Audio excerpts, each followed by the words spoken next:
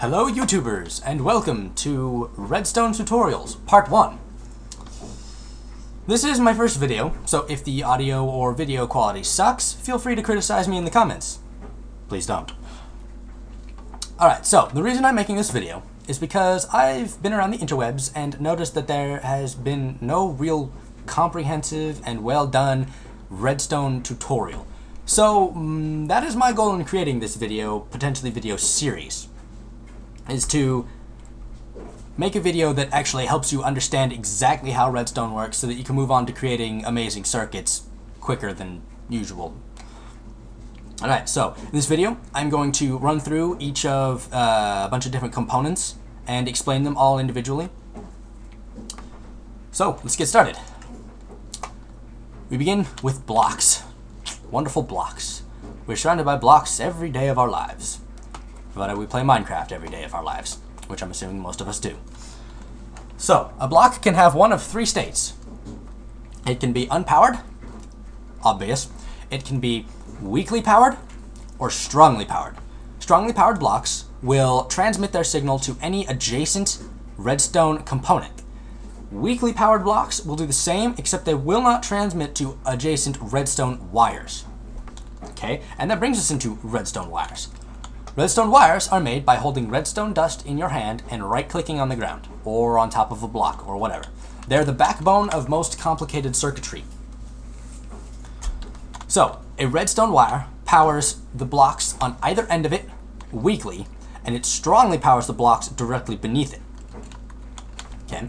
A good way to think about redstone is thinking of it, and this goes for any component that comes after this, thinking of it as it takes up the entire block. Stupid rain. Yay for single player commands so I can just stop this rain.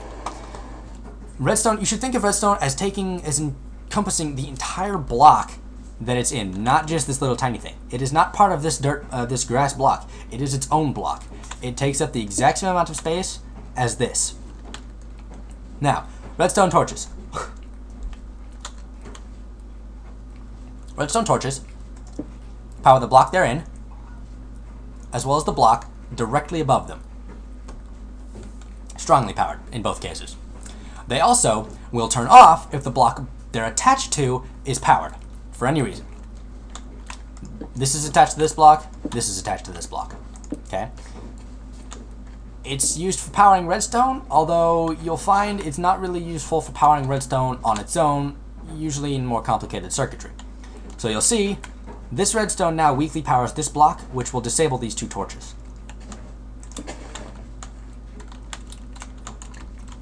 Whoops.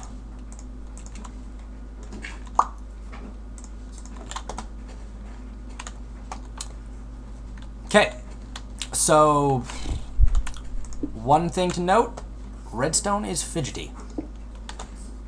If I put a torch on here, it looks as if it's connected. It's not. That's a graphical oddity. The only ends of redstone are exactly where it ends. It's going this way. It's going to end right there. Okay? If I put a torch right here, that's not going to do anything to that torch. However, if I turn this and add a block right there with a torch on top of it, and then power this redstone, the torch will turn off. However, this is now going in this direction, no longer in this direction. So it will not power the torch on top of that block, even though it looks like it's connected. Again, a graphical oddity. Okay, next component, a redstone repeater. Redstone repeaters are useful for several reasons. First of all, redstone can only transmit 15 squares before it won't go any further. Redstone repeaters, so if you notice here, none of these are powered. Redstone repeaters can be used to extend a signal length. They're useful in that regard. Yay, particles. They're also useful because, well, anyway, redstone repeaters are powered by any block that is powered here, and power any block here. Okay? So if you observe redstone wire, remember, weakly powered blocks will not transmit their signals to more redstone wire. If I power this, it doesn't do anything. However, if we instead put a redstone repeater here, this will strongly power this block, not just weakly, strongly, which then will let it power this redstone. Another reason redstone repeaters are useful, they can induce a delay. So watch, as soon as I place this torch, you'll notice a slight delay. If you right-click the repeater, you can increase the amount of delay it provides. You can also string them together to create an even longer delay. And those are pretty much why redstone repeaters are useful. Mainly for inducing delay and for extending redstone signal length. However, their ability to strongly power a block enables you to hide things behind it, and yet still have a door here that will become powered. Okay. Redstone repeaters are also useful as diodes. If you know what a diode is, it's something that only lets electricity travel one way. If I flip this switch, I guess I shouldn't be using switches yet. If I put a redstone torch here, it will travel all the way through. However, if I place a redstone torch here, it comes up short at the repeater. It's because repeaters only receive from here and transmit to here. They won't receive from here, they won't receive from here, or below or above them.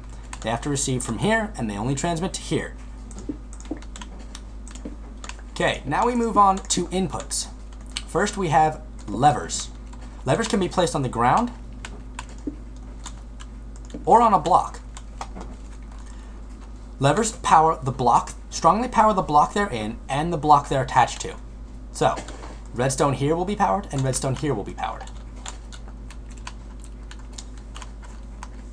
This is attached to the lever, so this will strongly, this is strongly powered, so it will power the redstone. You can also use it behind, so that if you have a wall here, say, you can have what looks seemingly like a lone switch, but still do a bunch of redstone stuff back here. Pick up that dirt and fill this back in. Alrighty. Buttons work pretty much the same as levers, except you can't place them on the ground. But they power the block they're in strongly, and they power the block they're attached to strongly. However, the difference is they only last for 1 second once you push them, as you can observe. Finally, we move on to pressure plates. There are two kinds of pressure plates, wooden ones and stone ones. Both of them are triggered by jumping on them. You, any other living entity. Both of them will transmit redstone to the block they're attached to, as well as the block they sit on.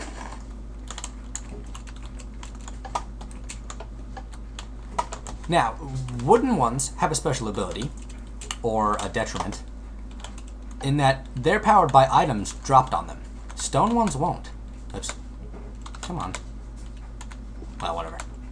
Stone ones won't be powered. Okay. Let's pick all this up. Doo-dee-doo. So, for example, if we have this, I'm gonna place some redstone right here. You're like, what's that connected to? Wait, all will become clear in time. So if I toss an item on here, yes, it powers this, because that's adjacent, but this is also powering this block. Remember what I said about redstone taking up the entire block? It is in fact touching the underside of this block, which is strongly powered, and thus it powers the redstone. Very interesting. And now we'll move to outputs. We have dispensers, pistons, newly added, still slightly buggy, note blocks, and doors. Dispensers, you can put items in them, and they will dispense at a single tick. Doesn't matter how long the signal's on, it's only when it changes to on. So if I put a lever here instead, crap.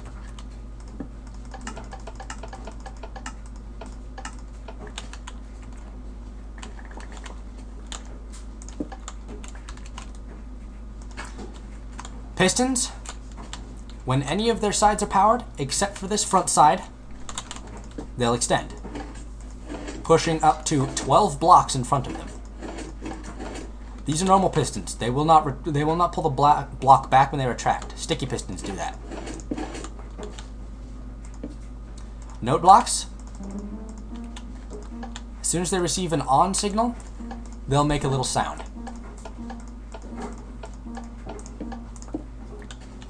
And then doors, whenever they're powered, hold on, let me turn it back to daytime here so that we can see. They'll open or close based on whether or not they're powered. This works for both wooden and iron doors. The difference is you can open wooden doors with your hand. You can't with iron doors.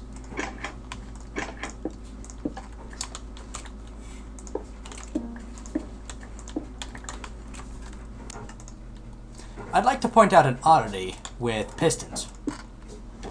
And keep in mind that this only works with pistons. If you, for example, have a redstone repeater right here, and decide to try and power this, you would expect that only the top one would move, because remember, repeaters only power the block exactly right here. Yet, they both power. This is because, I assume, because it's impossible to have two components, one exactly on top of each other. And so, Notch fudged this so that you could build piston walls. I'm thankful he did, but it is a little confusing and definitely a little odd. If you put one down here, it behaves like as you would suspect. Only the bottom one happens. It's just, if you've got a repeater right there, it will power both. Completely odd, but what can I say? Okay, well, if you like this video, like it, and keep an eye out for part 2, which will hopefully be logic gates. Farewell.